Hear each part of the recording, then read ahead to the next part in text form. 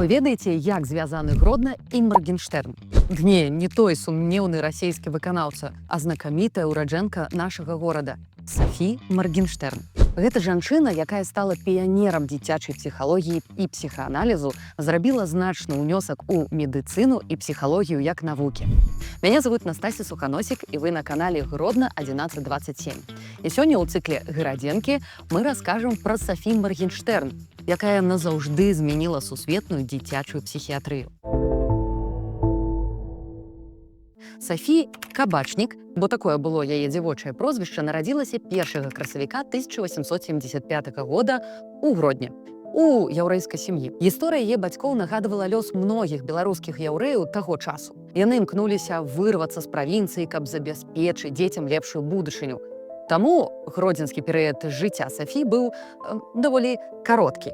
7-10 гадоў. Пасля Софі разам з бацькамі перабралася ў Варшаву і там атрымала адукацыю ў гімназіі. Відаць, бацькі Софі сталі такі досыць заможнымі людзьмі, бо жылі ў прэстыжным раёне на вуліцы Кацэбу, цяпер вуліца Фрэдры, у цэнтры Варшавы.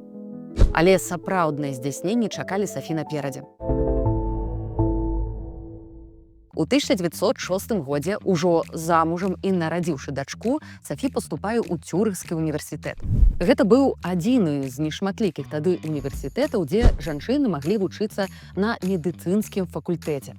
Ды і наогул, гэта вучэльня ў той час прыцягвала асабліва шмат жанчын з расійскай імперыі і асабліва шмат яўрэек. Софі абрала для сабе шлях медыцыны і псіхалогіі, каб лепш зразумець, як працуе чалавечы розум.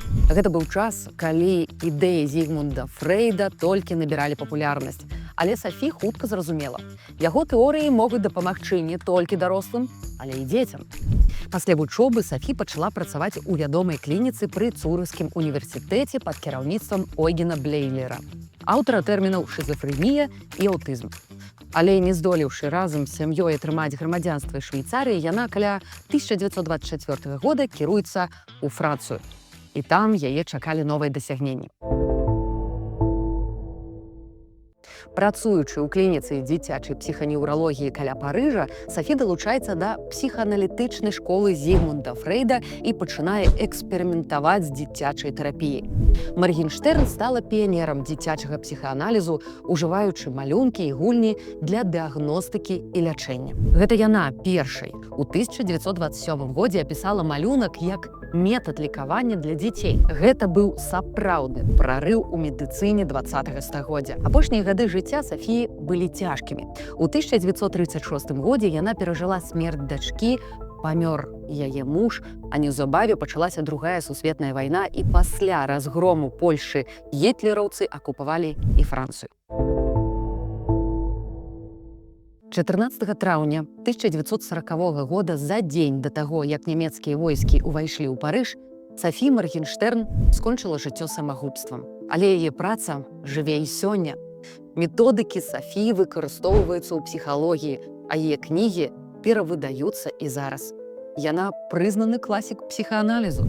Гісторыя Софі Маргенштерн – гэта гісторыя моцнай жанчыны, якая выйшла ў вялікі свет, атрымала адукацыю і зрабіла значны ўнёсак у сусветную навуку. Нам, гродзенцам, яна нагадвае, што вялікія людзі нараджаюцца і ў нашым, хай сабе невялікім, але асаблівым горадзе. Пішыце ў каментарах, што вас уразіла ў гэтай гісторыі. І не забудзьцеся паставіць падабайку і падпісацца на наш канал Гродна 1127. Давайце разам адкрываць геніяльных землякоў. І да сустрэчы ў наступных відэа. Хутка пабачымся!